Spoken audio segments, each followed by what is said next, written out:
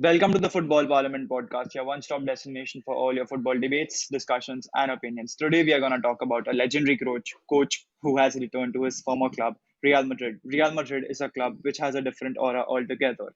A club we talk about oftenly, and a club who has won everything, well respected, legendary players, Champions Leagues, and everything. But often we miss out on the topic about their coaches being handling these egos which Real Madrid have in their squad. And Carlo Ancelotti is a perfectionist in that. Tanish, what are your views on him coming back to his former club?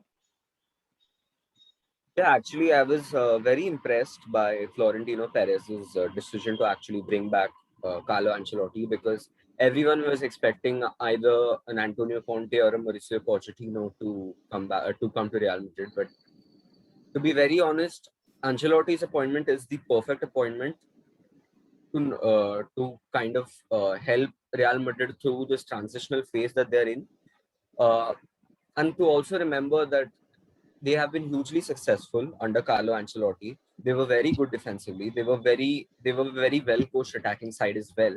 So to remember that they won the La Decima under him, and I'm very impressed because this was so unexpected and so out of the blue and it was done so quickly as well that it just Hmm. goes to show how ambitious Real Madrid actually is, and I can't wait to actually see Real Madrid under Ancelotti. What do you think about this? Yeah, like before I talk about Ancelotti, I'd just like to talk about the rumors. I think it was day before yesterday when the rumors started circulating that Carlo Ancelotti is the guy. It wasn't Fabrizio Romano. It was from a unlikable source, Felix Diaz, saying out that Ancelotti is going to be appointed. And personally, I didn't expect Real Madrid to actually appoint Carlo Ancelotti. I'm very happy with this appointment. I like Carlo Ancelotti as a coach, as a person.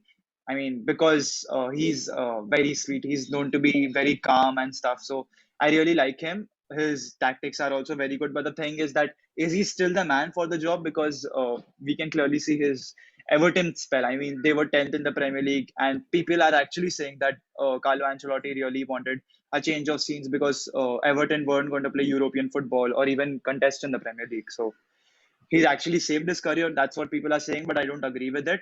When Real Madrid comes calling, you actually have to answer it and go there. That's the thing. And I'm really happy with the appointment. He is the guy who can make the things work in the locker room. And that's what Real Madrid need right now. Not a Conte, not a Pochettino, but an Ancelotti. Yeah.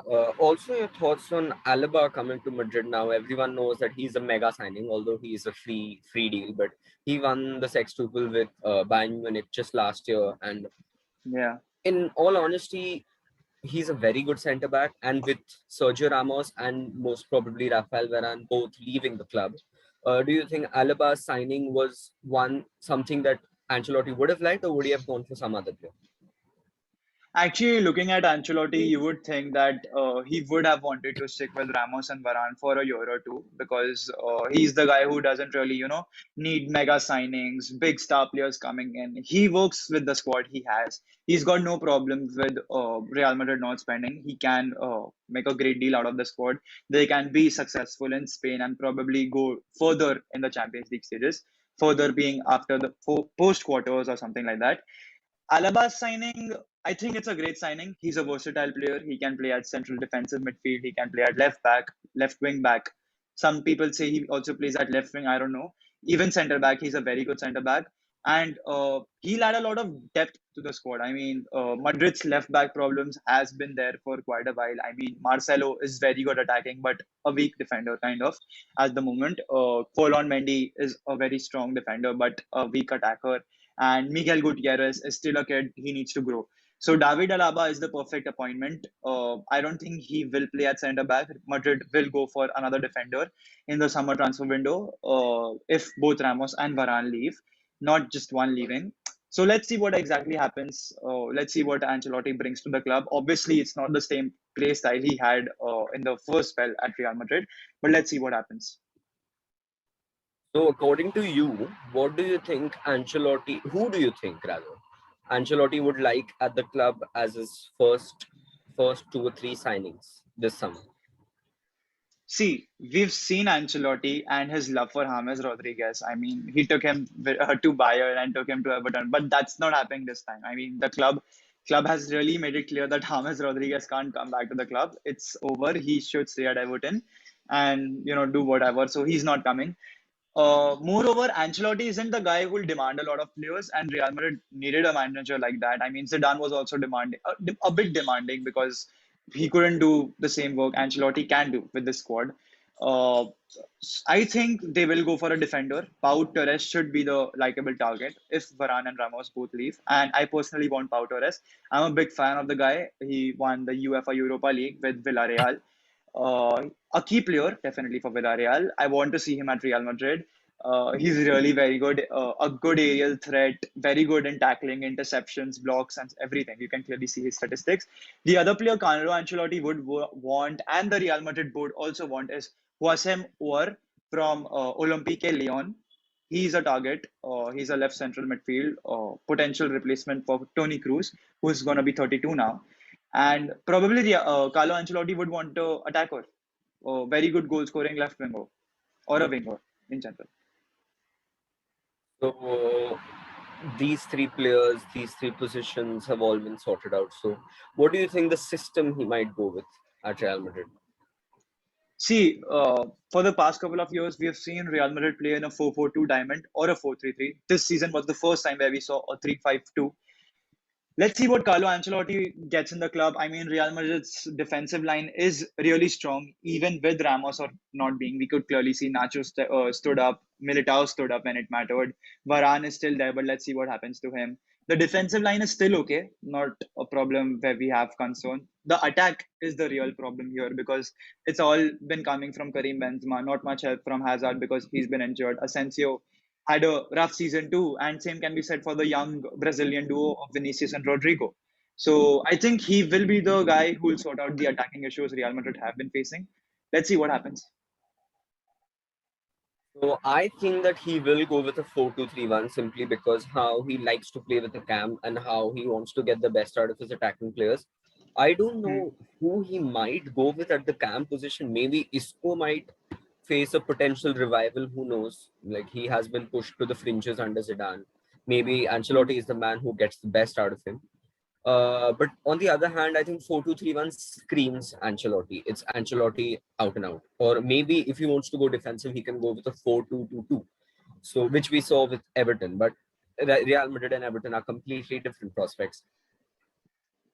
What I feel about this Ancelotti signing is it has come at such a good time. And from what we've heard, he will be earning less than 6 million a year, which is actually very cheap considering how Yeah. experienced and how successful he has been. So I think this is the perfect appointment by obviously for Florentino Perez. What do you think about it? Definitely a perfect appointment. And coming back to the formation part, I think Isco is going to leave the club. Zidane and Ancelotti used him really well. It was Ancelotti's first season along with Isco's first season, and Isco was used really well in 2013-14. He was given that free role when James Rodriguez wasn't playing at camp, along with BBC. Even Zidane used him in his first spell. In second spell, not so much. I think Isco will be leaving for Sevilla.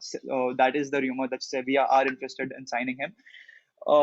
I think Eden Hazard will get that cam role because we all know how effective he is and the creative player he is. I think we can see an Eden Hazard revival coming in. He has clearly specified that he won't be leaving Real Madrid this season. He will stay and prove the haters wrong. That's what his plan is. He plans to give in everything there. So if you're saying a 4-2-3-1, I actually see Vinicius on the left, Asensio maybe on the right or someone else, or Hazard and Benzema up front. That's what I feel. So with everything covered, finally, I would just like to ask you, why do you think Ancelotti left Everton? Because I personally was very happy to see Ancelotti back in the Premier League and to take a job like Everton, which is not exactly difficult because they back the manager. They are a financially strong club. They're a well-run club. But at the end of the day, it just didn't work out with Ancelotti, and critics were saying that his tactics were outdated. So, do you fear the same thing might happen or at Real Madrid, or do you think he will be a success? See, the thing with Premier League and Spain is that, and just look at the quality of the teams. I don't think Carlo Ancelotti can be a possible failure. In Europe, he might, but in Spain, I think he will be a success. The club can win La Liga with him, probably a Copa del Rey, a trophy which Real Madrid haven't won for 7 to 8 years. I think domestically speaking, he can be a success. Europe, I don't know. Carlo Ancelotti can work out with the squad. Everton really didn't work out because just look at the quality of players they had and the quality Real Madrid has. I mean, I don't think that fear is there amongst the fans or with the board of him failing. The reason why he left is yet to be stated by him. He's just put out that he loves the Everton fans and thanks the club for letting him go. But what I feel and what a lot of people feel is that it just wasn't working out with Everton, as you mentioned.